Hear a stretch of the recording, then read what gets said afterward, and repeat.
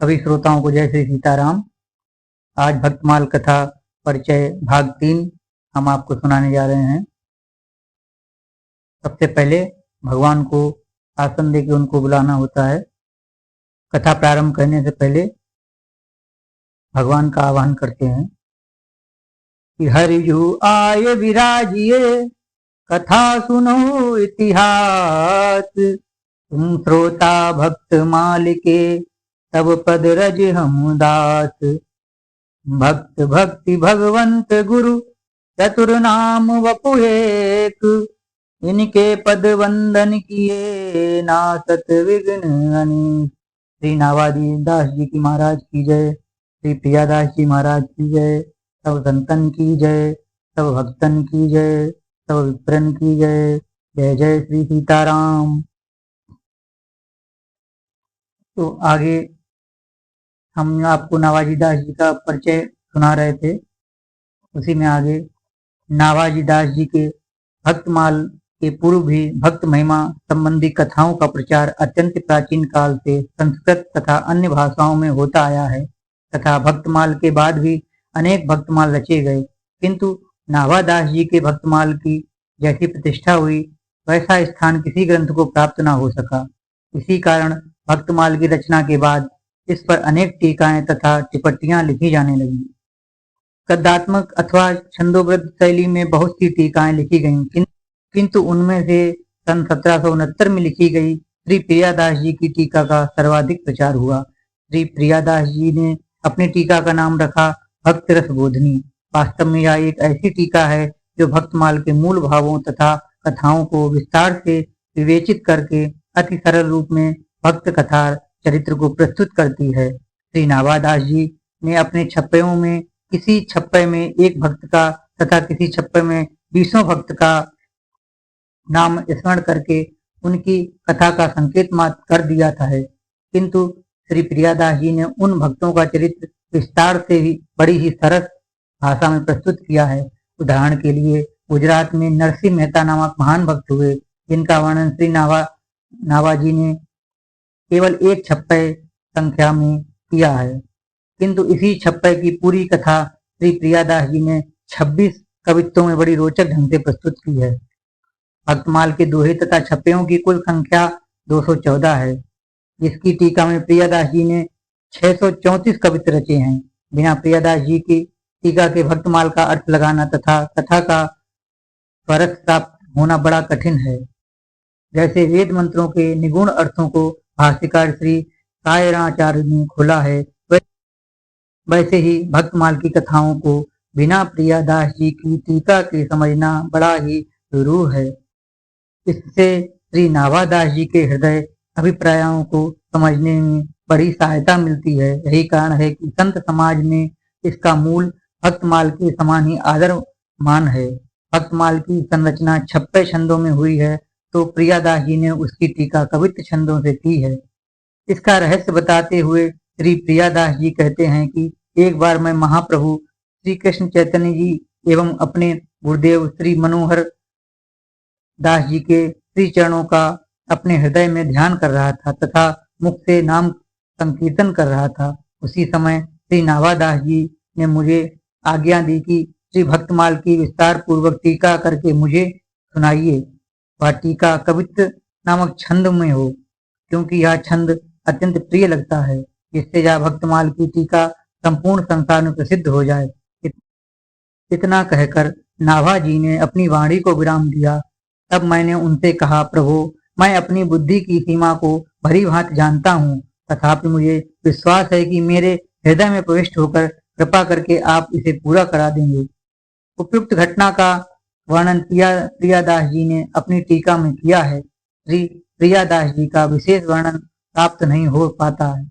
बताया जाता है कि इनका जन्म राजपुरा नामक ग्राम सूरत गुजरात में हुआ था। ये नवीन अवस्था में वृंदावन आ गए और श्री राधा रमण जी के मंदिर में श्री मनोहर दास जी के शिष्य हुए। गुरुदेव की आज्ञा से तीर्थाटन किया। प्रयाग, अयोध्या, चित्रकूट आदि धामों में भगवत दर्शन, गलता गद्दी, जयपुर पधारे और कुछ दिन वहां रहे। यहीं पर मानसी सेवा के समय श्री नावादास जी ने दर्शन देकर भक्तमाल की छंदोबद्ध टीका लिखने की आज्ञा दी। उनकी टीका भक्ति रस बोधनी के 3 कवित्वों के आधार पर पता चलता है कि वे चैतन्य संप्रदाय के अनुयायी थे और उनके गुरु महाराज का नाम श्री मनोहर दास जी। उन्होंने सन 1769 फाल्गुन कृष्ण पक्ष सप्तमी को श्री वृंदावन धाम में भक्तमाल की टीका पूर्ण की। श्री प्रियादास जी प्रारंभ के 7 कवित्वों में भक्ति का स्वरूप, सत्संग की महिमा, नावादास जी का गुणानुवाद तथा भक्तमाल की महिमा और अपनी टीका की विशेषता बताने के अनंतर 8वें कवित्व में यह सिद्धांत निश्चय करते हैं कि भगवत कृपा को प्राप्त करने के लिए जिन गुणों की आवश्यकता है वे गुण व योग्यता भक्तों के चरित्रों को सुनने से ही आती है, क्योंकि अन्य साधनों में साधना का अभिमान आने की संभावना रहती है, परंतु भक्त चरित्र श्रवण से विनय, दैन्य एवं शरणागत होने का भाव पैदा होता है। इसलिए भक्ति की सच्चा अधिकारी बनने के लिए भक्तों के चरित्रों का श्रवण करना आवश्यक है। जो उपासक भक्तों के चरित्रों की अवहेलना करके अन्य साधनों का आश्रय लेता है वह भक्ति के सूक्ष्म स्वरूप को नहीं जान सकता। बिना भक्तमाल के भक्ति का स्वरूप बहुत ही दूर रहता है। ए पै बिना भक्तमाल भक्ति रूप अति दूर है। महाप्रभु कृष्ण चैतन्य मन हरन जू के चरणों को ध्यान मेरे नाम मुख गाइए। ताही समय नावाजू ने आज्ञा दई लई धारी टीका विस्तारी भक्तमाल की सुनाइए। कीजिए कवित छंद बंद अति प्यारो लागे जगह जग माही कही बाड़ी बिर माइए। जानो निज मति है पे शून्यो भागवत सुख द्रुमनि प्रवेश कियो ऐसे ही कहाइए। अनंत कोटि ब्रह्मांड नायक श्री भगवान की अहेतु की कृपा से जीव को मनुष्य शरीर प्राप्त होता है। मानव जीवन का चरम लक्ष्य भगवत प्राप्ति ही है। भगवत प्राप्ति भक्तों का संग किए बिना संभव नहीं है, ऐसा सभी सदग्रंथ कहते हैं। भक्त संग प्राप्त करने का एक सहज सुगम साधन है। श्री नाभा गोस्वामी रचित श्री भक्तमाल ग्रंथ, इसका अध्ययन, श्रवण तथा इसमें वर्णित चरित्रों का मनन एवं अनुशीलन करने से भक्तों के संग का सहज लाभ प्राप्त हो जाता है। इस ग्रंथ में वर्णित भक्त गाथाओं में नवधा, प्रेम लक्षणा आदि भक्ति के विविध स्वरूपों का ज्ञान, वैराग्य, तप, त्याग, शील, सदाचार, सत्य, अहिंसा, क्षमा, दया, समानता और दैन्यता आदि सद्गुणों का भक्तों की ही रहनी सहनी कहनी, भगवान के प्रति उनके दास्य सख्य आदि दिव्य भाव तथा श्री भगवान की भक्त वत्सलता, भक्ति प्रियता, कृपालुता, सौलभ्यता, कौशल्य आदि कल्याण गुणों का मनोरम वर्णन हुआ है।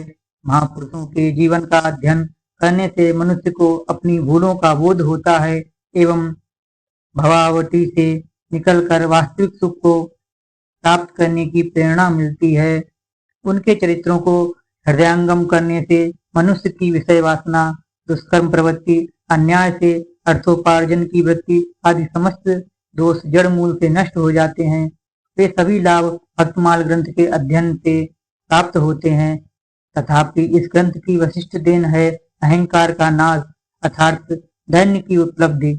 इसमें वर्णित गाथाओं का प्रेम पूर्वक पठन श्रवण करने से क्रमशः अभिमान नष्ट होता है और भक्तों के हृदय का उत्कृष्ट दैन्य पाठक के हृदय में संचारित होने लगता है, जिससे परिणाम स्वरूप उनका भक्ति राज में प्रवेश हो जाता है। यही भक्तमाल ग्रंथ का सर्वोपरि लाभ है।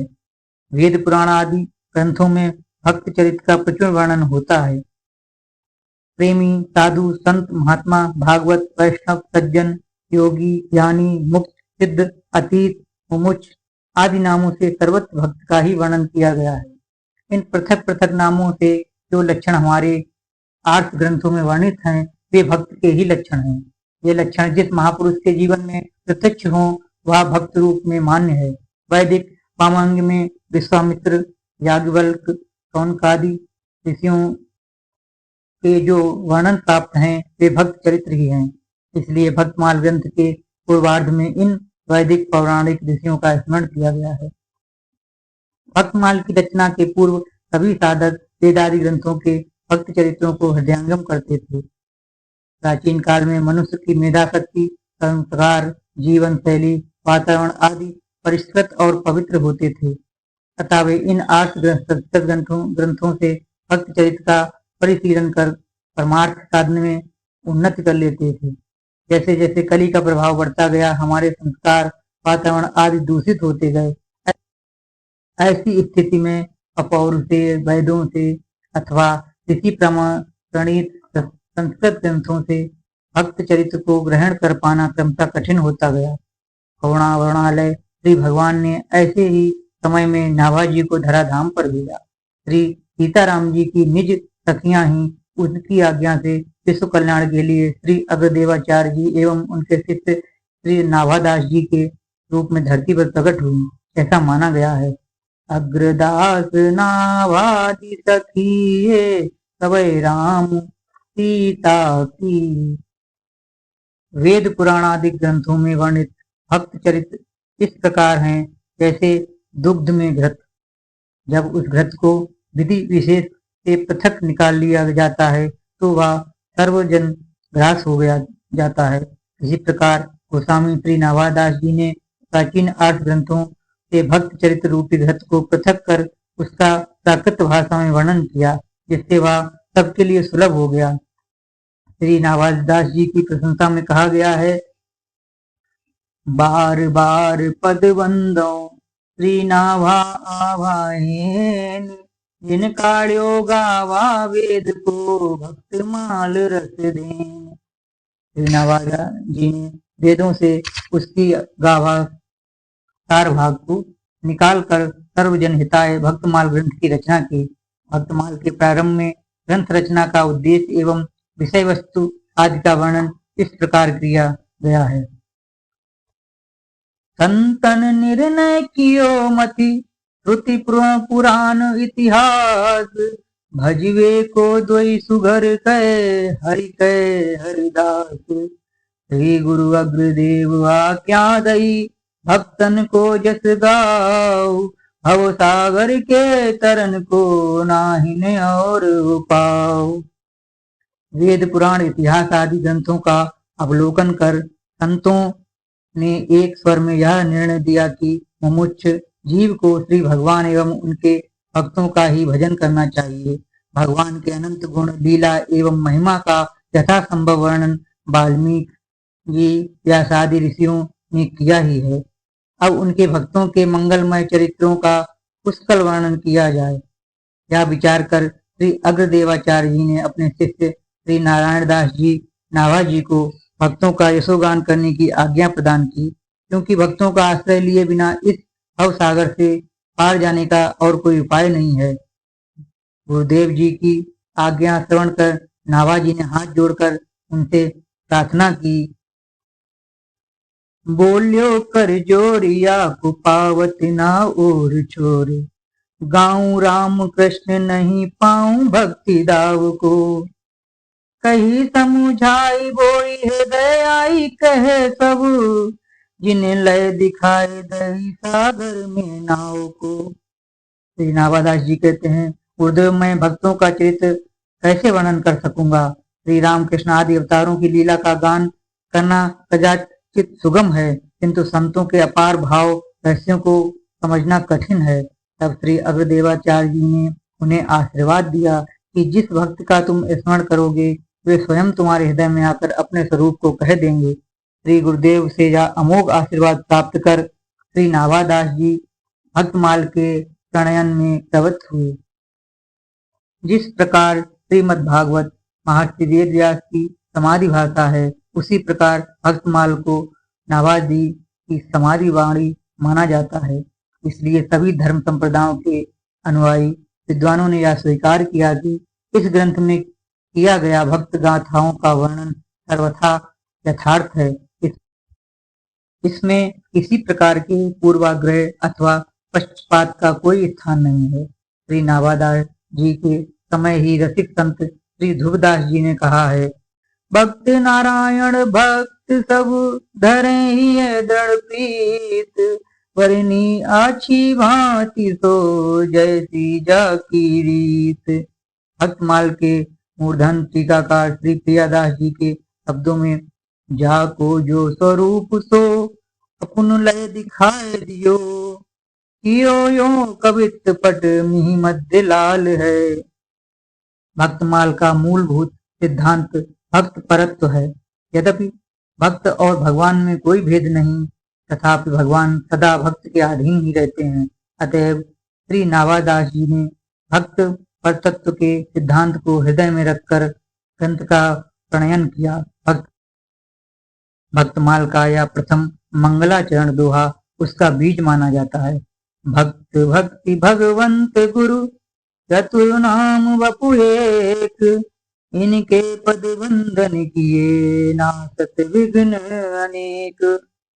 भक्त भक्ति भगवान और गुरु ये चारों भक्त मालाकार की दृष्टि से एक ही तत्व हैं, तथापि इनमें प्रधानता भक्त की है, इसलिए दोहे में प्रथम उसी का स्मरण है। भक्त परतत्व का यह सिद्धांत आध्यात्म जगत का एक रहस्य है। यद्यपि यह वेदादि ग्रंथों में अनेकशा वर्णित है, किंतु इसे सुगमता पूर्वक हृदयंगम करने के लिए भक्तमाल का अध्ययन अपेक्षित है। राष्ट्र का उज्जवल भविष्य मनुष्यों के चरित्र पर ही निर्भर करता है। केवल भौतिक उपलब्धियों का विकास किसी राष्ट्र को सुखी नहीं बना सकता है, जब तक उसके नागरिकों का चरित्र श्रेष्ठ ना हो। इस दृष्टि से भक्तमाल ग्रंथ बहुत उपयोगी है। इसके पठन श्रवण से अनायास चरित्र निर्माण की प्रक्रिया प्रारंभ हो जाती है। ग्रंथ में वर्णित भक्त गाथाओं का यह अद्भुत प्रभाव है कि भावपूर्वक उसका अनुशीलन करने वाला निश्चित ही उज्जवल चरित्र से संपन्न हो जाता है। स्वार्थ की भावना मानव चरित्र को दूषित करती है। स्वार्थी व्यक्ति समाज तथा राष्ट्र के लिए उपयोगी नहीं होता। इस ग्रंथ के श्रवण पठन से क्रमशः स्वार्थ की भावना कम होती है और उसके स्थान पर परोपकार की भावना का विकास होता है। भक्तमाल में बिना किसी भेदभाव के भक्त चरित्र का वर्णन किया गया है। भारतवर्ष के विभिन्न क्षेत्र, भाषा, जाति, संप्रदाय एवं वर्ग आदि के संतों का चरित्र इसमें वर्णित है तथा इसके पठन श्रवण से उक्त आधारों पर होने वाली अविवेक मूलक विषमताएं दूर होती हैं। भक्तमाल ग्रंथ से पारस्परिक एकता एवं समरसता की विशेष प्रेरणा प्राप्त होती है। इसकी गाथाओं में कई स्थलों पर हमारी प्राचीन संस्कृति की छटा के दर्शन होते हैं तथा इसे एक संस्कृत कोश भी कहा जा सकता है। इन सभी दृष्टियों से यह एक अनूठा ग्रंथ है, इसलिए इसका अधिक से अधिक प्रचार हो, इसकी नितांत आवश्यकता है। भक्तमाल में कुछ गाथा चरित्र अति भक्ति के माने जाते हैं। इसका तात्पर्य यह है कि किसी किसी भक्त के चरित्र का कोई अंश सबके लिए अनुकरणीय नहीं है। ऐसे प्रसंग भक्त और भगवान संबंधी परानिष्ठा के प्रभाव से तत्त परिस्थितियों के अनुसार घटित हुए हैं। इसके लिए उनका अनुस्मरण नहीं करना चाहिए। अति भक्त वाले संतों के जो आचरण उनके उपदेशों के अनुरूप हों, उन्हीं की दृढ़ता से जीवन में उतारना चाहिए। ग्रंथों में ऐसे कुछ ही प्रसंग हैं, शेष संपूर्ण भक्त गाथाएं सर्वदा सबके लिए भावपूर्वक अनुकरणीय हैं। भक्तमाल एक इतिहास ग्रंथ भी है। इसमें संबत आदि द्वारा काल निर्णयों की शैली को नहीं अपनाया गया, तथापि इसकी भक्त गाथाओं में इतिहास के अनेक बिखरे सूत्र प्राप्त होते हैं। भक्तमाल का रचना काल विक्रम संबत 1650 से 1680 के मध्य माना जाता है। श्री नाभा गोस्वामी जी ने इसका गुरु प्रदत्त नाम श्री नारायण दास था। इनकी रचना जयपुर के गलतापीठ नामक स्थान में की। यह स्थान श्री रामानंद संप्रदाय का अति प्राचीन पीठ है, जहाँ श्री नाभा जी की तिवारी अभी भी प्रसिद्ध है। ग्रंथ का भक्तमाल नाम स्वयं ग्रंथकार द्वारा रखा गया प्रतीत होता है। नाभाजी ने इस रचना को भक्त दाम कहा है, जो भक्तमाल का ही पर्याय है। यह माला भक्तवत्सल श्री ठाकुर जी को अत्यंत प्रिय है। इसे उन्होंने अपने कंठहार के रूप में धारण किया है। भक्तमाल के प्रधान श्रोता श्री ठाकुर जी माने गए हैं। कथावाचक ने प्रारंभ में इस दोहे द्वारा उनका स्मरण किया जाता है। हरिजू आए विराजिए, कथा सुनो इतिहास, तुम श्रोताया माल के, तब पद रज हम दास। ग्रंथ रचना के लगभग 100 वर्ष पश्चात विक्रम संवत 1769 में संत श्री प्रियादास जी ने इस पर भक्त रसबोधिनी नामक टीका लिखी। टीका लेखन की आज्ञा उन्हें ध्यानावस्था में श्री नाभाजी दास जी से प्राप्त हुई। इसका उल्लेख उन्होंने इस प्रकार किया। ताही समय नावाजू ने आज्ञा दही लई, धार टीका विस्तारी भक्त माल की सुनाइए। इस टीका का इतना आदर हुआ कि इसे भक्तमाल का अंग ही मान लिया गया। मूल और टीका मिलाकर भक्तमाल का समग्र विग्रह है, ऐसी मान्यता है। नावाजी ने ग्रंथ में भक्तों के दिव्य भाव और उनकी भजन पद्धति उजागर करने को प्रधानता दी। श्री प्रियादास जी ने भी इसी शैली को अपनाते हुए मूल छप्पयों में कहे गए संक्षिप्त घटना चरित्रों का कवित्व छंद में विस्तार से वर्णन किया है। चरित्र गाथाओं का विस्तृत वर्णन करने से भक्त रसबोधिनी टीका इतिहास पक्ष के अपेक्षाकृत अधिक निकट है। यही कारण है कि टीका में वर्णित किन्हीं घटना तथ्यों के संदर्भ में कुछ इतिहासकारों द्वारा कभी कभी वैमत्य प्रकट किया जाता है, किंतु इसका अधिक मूल्य इसलिए नहीं है क्योंकि किसी एक तथ्य के प्रति इतिहासकारों के भी तो भिन्न भिन्न मत होते ही हैं। इस दृष्टि से उस संदर्भ में 18वीं शताब्दी के प्रियादास जी के वर्णन को भी एक मत के रूप में लिया जाना चाहिए। वस्तुतः भक्तमाल और उसकी भक्त रसबोधिनी टीका दोनों अभिन्न ही हैं। मूल और टीका का ऐसी विलक्षणता एकात्मता के अन्य उदाहरण साहित्य जगत में विरल ही प्राप्त होते हैं। श्री नाभा गोस्वामी रचित इस ग्रंथ रत्न का प्राचीन काल से ही किसी संत द्वारा भक्त द्वारा अध्ययन करने की परंपरा है। जैसे आर्थ ग्रंथों को गुरुमुख के से ही पढ़कर उनके विषय हृदयंगम होता है, उसी प्रकार भक्तमाल को भी संत मुख से पढ़कर अधिगम करने की प्रथा है। ग्रंथ में वर्णित गाथाओं का स्वरूप तथा उनसे निष्पन्न सिद्धांत को अविकल बनाए रखने में इस अध्ययन परंपरा का महत्वपूर्ण योगदान है। भक्तमाल में उल्लिखित संत निष्ठा को आत्म सत्कार, उसे अन्य जिज्ञासुओं को पढ़ने पढ़ाने तथा ग्रंथ को यथारीत पढ़कर उसका कथा वचन करने वाले भक्तमाली कहलाते हैं। प्राचीन काल से ही वृंदावन तथा अयोध्या में भक्तमालियों की परंपरा रही है। पूज्य श्री माधव दास जी, पूज्य श्री जगन्नाथ प्रसाद जी, पूज्य श्री गिरधारी दास जी, सदगुरुवे गुरुदेव श्री गणेश दास जी, श्री मथुरा दास जी तथा सुविख्यात प्रवक्ता श्री नारायण दास जी, मामा जी आदि अनेक भक्तमाली वृंदावन में हुए हैं। इनके प्रयास से इस अनुपम ग्रंथ की अध्ययन अध्यापन परंपरा आज तक अक्षुण्ण बनी हुई है। इनसे श्री जगन्नाथ प्रसाद जी भक्तमाली वर्तमान युग में इस ग्रंथ के मुख्य प्राध्यापक मनीषी हुए हैं। आप ही की आज्ञा से पूज्य श्री गणेश दास जी महाराज एवं श्री रामेश्वर दास जी रामायणी, इन दोनों ने ग्रंथ की बृहद व्याख्या लिखी जो सुदामा कुटी आश्रम वृंदावन से प्रकाशित है। ये सब प्रयास होने पर भी जन जन में भक्तमाल का व्यापक प्रचार हो, इसकी आवश्यकता बनी हुई है। सत्य सनातन धर्म के सदृढ़ स्तंभ के रूप में प्रतिष्ठित गीता प्रेस गोरखपुर ने सन 2013 में कल्याण के वार्षिकांक के रूप में भक्तमाल विशेषांक प्रकाशित कर इस दिशा में महत्वपूर्ण कार्य किया। परम प्रसन्नता का विषय है कि अब गीता प्रेस द्वारा व्याख्या सहित भक्तमाल ग्रंथ का प्रकाशन किया जा रहा है। इस प्रकाशन से प्राचीन एवं अर्वाचीन सभी संत भक्तमालियों की ग्रंथ के व्यापक प्रचार की अभिलाषा निश्चित पूर्ण होगी। श्री भक्त वत्सल प्रभु के चरणों में यही प्रार्थना है कि इस कार्य में सहयोग रहे, सभी सज्जनों से अपनी पराभक्ति प्रदान करें। सदगुरु श्री गणेश दास जी महाराज द्वारा रचित इन पंक्तियों का स्मरण करके लेखनी को विराम देते हैं। इस धन्य नाभा भारती की आरती आरती हरे। या भक्त भगवत की कथा सब विश्व का मंगल करे। सब संत भक्तों के चरणों में सादर नमन करते हुए सत सत पुष्प चरणों में समर्पित हैं। तो श्रोता बंधुओं, ये थी भक्तमाल ग्रंथ की का परिचय, जो कि श्री प्रियादास जी और मलूक पीठाधीश्वर संत प्रवर श्री राजेंद्र दास जी के द्वारा कहा गया था।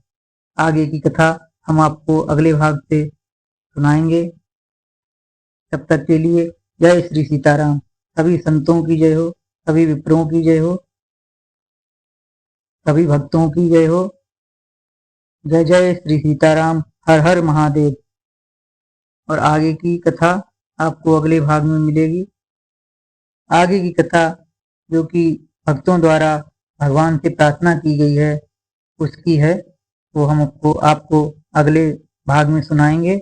तब तक के लिए जय श्री सीताराम।